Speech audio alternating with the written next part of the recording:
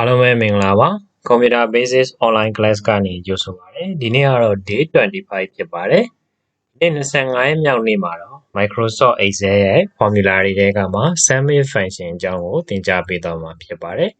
ဆိုတော့ summary function အကြောင်းကိုအတူတူလေ့လာကြည့်ရအောင် summary function ကကြတော့သတ်မှတ်ထားတဲ့ criteria နဲ့ကိုက်ညီတဲ့ data range တွေအားလုံးကိုပေါင်းဖို့ခါမှာသုံးပါတယ်ကဲဒါဆိုလက်တွေ့လုပ်ကြည့်အောင်ကျွန်တော် Microsoft Excel လေးကိုဖွင့်လိုက်ပါပြီဒီမှာကျွန်တော် sample data လေးတစ်ခု create လုပ်ထားပါတယ်ကျွန်တော်ဒီမှာ table လေးတစ်ခု sample create လုပ်ထားပါတယ်ဒါကတော့ sample လုပ်ထားတာပေါ့နော်ဟုတ်ပြီဒီမှာကျွန်တော်ကနေပြီးတော့ဒီမှာလူနာမည်တွေရှိမယ်အဲ quantity အရေးအတွက်တွေရှိမယ်သူရဲ့ yes ဆွဲတွေရှိမယ်သူရဲ့ value တန်ဖိုးတွေရှိမယ်အဲ့ဒီမှာကျွန်တော်ကဒီမှာ quantity 2000 2003 2000 2001 2000အစရှိသဖြင့်ရှိတယ်အဲ့ဒီထဲမှာ quantity 2000ရဲ့2000 quantity 2000ရှိတဲ့နော် quantity 2000ရှိတဲ့ data တွေရဲ့ value တီးတန့်ကိုပဲပေါင်းရှင်တာဒီမှာတော့လောလောဆယ်လူ9ယောက်ပဲပေါ့ဗျာ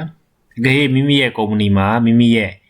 အဖွဲ့အစည်းမှာလူတွေအများကြီးရှိတယ်အဲ့ဒီခါမှာကျွန်တော်တို့က quantity 2000ရောင်းရတဲ့ quantity ပစ္စည်းအရေးအတွက်2000ရောင်းရတဲ့လူတွေရဲ့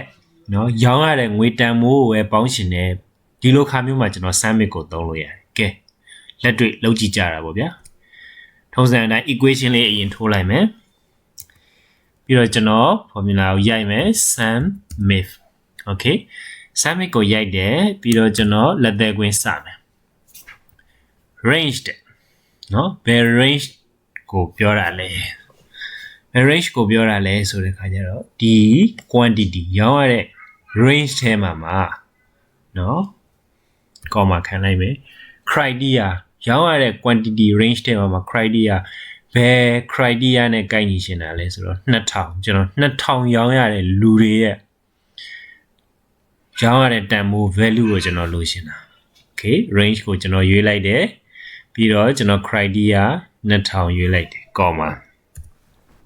sum range တဲ့ပေါင်းမယ်တဲ့နော်ပေါင်းမယ်ဆိုတော့ဒီမှာကျွန်တော် value ကိုအဲ့ဒီ range ကိုကျွန်တော် select မှတ်လိုက်တယ်နော်ကျွန်တော်လက်သက်ကွင်းလေးဖွင့်ပိတ်လို့ဖို့မေးသွားတယ်ဒါက sum range ကလက်သက်ကွင်းပိတ်လိုက်ပြီပြီးရင်ကျွန်တော်တို့ဒီမှာလက်သက်ကွင်းစထားတာပြန်ပိတ်ပေးလို့လိုတာ okay ရပြီဒါဆိုလို့ရှိရင်စုံလင်သွားပါပြီကဲကျွန်တော် under လေးခောက်လိုက်မယ်ဗျာ218.6တယ်အဖြစ်မှန်လားကြည့်အောင်2000ရောင်းရတဲ့လူအရေးအတွက်2000ရောင်းရတဲ့လူ3ယောက်ရှိတယ်မှန်ပါတယ်200ရဲ့10.5ရဲ့8.1ရဲ့218.6ရပါတယ်ကဲအားလုံးပဲကိုယ့်ရဲ့ company မှာကိုယ့်ရဲ့အဖွဲ့အစည်းမှာယခုလိုမျိုးပဲเนาะစေဝန်ထမ်းတွေပဲဖြစ်ဖြစ်เนาะတခြား data တွေမှာကိုလိုရှင်းတဲ့ data တွေမှာသတ်မှတ်ထားတဲ့ criteria နဲ့ကိုက်ညီတဲ့လူတွေရဲ့ data range ကိုပဲပေါင်းရှင်တယ်ဆိုတဲ့အခါမှာ summit ကိုသုံးလို့ရပါတယ်ဒီတော့မှာ summit function ကိုနောက်ထပ် example တစ်မျိုးနဲ့တွက်ပြပါမယ်အဲ့ဒါကတော့ဘာလဲဆိုတော့ဒီဘက်ချမ်းမှာ yes ဆွဲတွေရှိမယ်ပေါ့နော်ဈေးရောက်နေ yes ဆွဲတွေရှိမယ် yes ဆွဲတွေအများကြီးရှိမှာပေါ့တကယ် real လုပ်တဲ့အခါမှာဒီဘက်မှာ yes ဆွဲတွေရှိမယ်ဒီဘက်မှာကတော့ကိုရောင်းတဲ့ product တွေမျိုးစုံရှိမယ်ဒီမှာကတော့ sample အနေနဲ့5ခုပဲလုပ်ပြထားတယ် fruit ရယ် vegetable ရယ် fruit ရယ် juice ရယ် make ရယ်ဆိုပြီးကြည့်တာပေါ့နော်ဆိုတော့ဒီထဲမှာဒီ fruit ပေါ့နော် fruit ရောင်းရတဲ့ဒီငွေတန်ဖိုးပမာဏအားလုံးကိုသိချင်တယ်စောနာလို့ဒီကိန်းကနန်းနဲ့မဟုတ်တော့ဘူးဒီပစ္စည်းအမျိုးအမည်နဲ့ဖြစ်သွားပြီကဲပစ္စည်းအမျိုးအမည်နဲ့ဆိုရင်ဘယ်လိုတွက်မလဲတွက်လို့ရပါတယ်အဲ့ဒါလေးကိုတွက်ပြပါမယ်နော်ဆိုတဲ့အခါကျတော့ဒီမှာ equation ထိုးမယ် sun sum if sum if တက်ကြီးလေးခုံလိုက်မယ် range ပေါ့နော် range ကတော့ဘယ်ကနေဘယ်ဒီ range လဲဆိုဒီကနေဒီအထိပေါ့ဟုတ်ပြီနော် range ပြီးတော့ comma criteria သူက test ဖြစ်တဲ့အတွက်သူ့ကိုဒီ open inverted comma close inverted comma ထဲမှာထည့်ရမယ် range ဒီ criteria ကတော့ဘာလဲဆိုတော့ fruit နော် FRUIT fruit နော်ဒီ fruit ရဲ့ဒီ fruit ရောင်းရတဲ့ငွေပမာဏအားလုံးကိုလိုချင်တာဖြစ်တယ်ပြီးတော့ comma sun range ကတော့ကိုပေါင်းမဲ့ range ပေါ့ဒီဘက်ကဟာလေးကို select မှတ်လိုက်မယ်ပြီးရင်လက်သေးကွင်းကိုပြန်ပိတ်လိုက်မယ်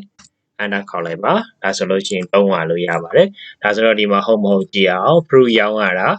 ဒီမှာ1ရက်ရှိတယ်ဘယ်လောက်ရောင်းရလဲ100ရောင်းရတယ်ဒီမှာ fruit ရောင်းရတာဘယ်လောက်ရှိလဲ200ရောင်းရတယ်200နဲ့100နဲ့ပေါင်း300မှန်ပါတယ်အကယ်ဒီအောက်မှာလဲ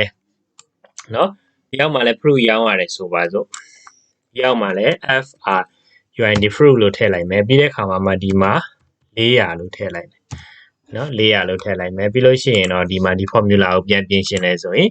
ဒီမှာ C1 to C5 ဆိုပြီးတော့ကိုရီးယား select မှတ်ထားတယ်အဲ့ဒီမှာကိုက data C6 အထိရှိတယ်ဆိုရင် C6 ပေါ့နော်ဟောဒီလို C6 လို့ပြင်လိုက်လို့ရတယ်ဒီမှာလည်း B1 to B5 မှာ B1 to B6 လို့ပြင်လိုက်မယ်enter ခေါက်လိုက်မယ်ဒါဆိုရင်ဖြေက900ရတယ်400ရဲ့200ရဲ့100ရဲ့900ရတယ်ဆိုတော့အရန်ကိုအသုံးဝင်ပါတယ်ဒီနေ့သင်ခန်းစာကတော့ဒီမှာနေပြီးဆုံးပါပြီဒီနေ့သင်ပေးခဲ့တဲ့သင်ခန်းစာတွေအားလုံးကိုနားလည်လိမ့်မယ်လို့ထင်ပါတယ်နားလည်တဲ့အတိုင်းပဲလေကောင်းစွာအသုံးချနိုင်မယ်လို့မျှော်လင့်ပါတယ်အားလုံးကိုကျေးဇူးတင်ပါတယ်